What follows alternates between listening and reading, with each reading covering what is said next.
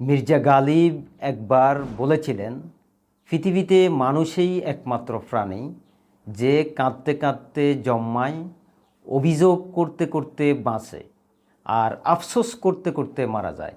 শুনতে কঠিন লাগে, কিন্তু বাস্তবতা অনেক সময় এমনই। এখানেই একটা বড় প্রশ্ন আছে, মানুষ কি সত্যি শুধু এই তিনটা কাজ করার জন্য জন্মেছে, নাকি মানুষের ভেতরে আরও বড় কোনো শক্তি লুকিয়ে আছে? পৃথিবীতে হাজার হাজার প্রাণী আছে, সিংহ আছে, হাতি আছে, ঈগল আছে, কিন্তু একটা জিনিস শুধু মানুষেরই মধ্যে আছে, নিজেকে বদলানোর ক্ষমতা। একটা সিংহ কখনো সিদ্ধান্ত নেয় না যে আজ থেকে আমি নতুন জীবন শুরু করব।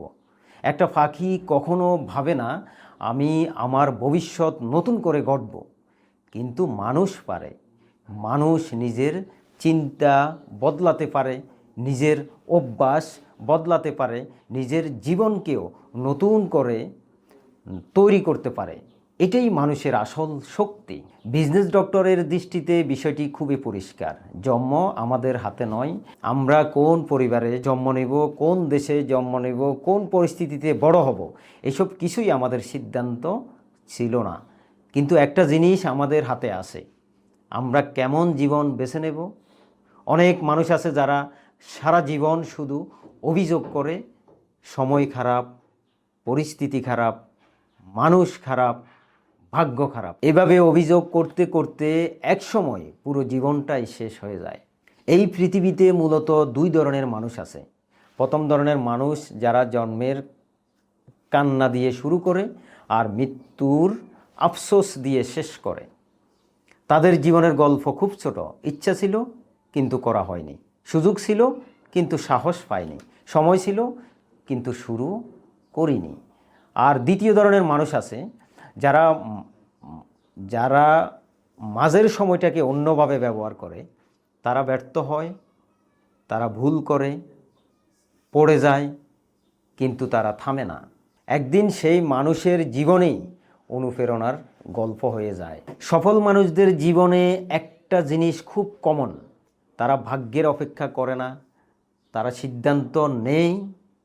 তারা ভাবে আমরা শুরু হয়তো সাধারণ, আমার শুরু হয়তো সাধারণ, কিন্তু আমার শেষটা অসাধারণ হবে।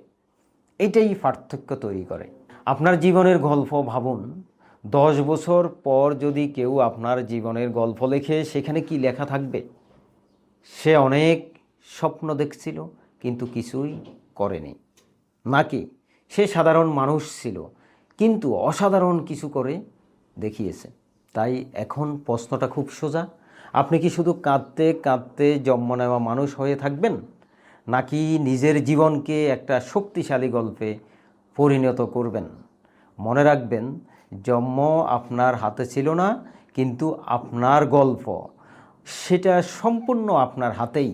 যদি এই কথাগুলো আপনার ভেতর একটু আগুন জ্বালিয়ে দেয়, তাহলে বিজনেস ডক্টর চ্যানেলটির সঙ্গে থাকুন। কারণ এখানে আমরা শুধু কথা বলি না, মানুষের চিন্তা বদলানোর চেষ্টা করি।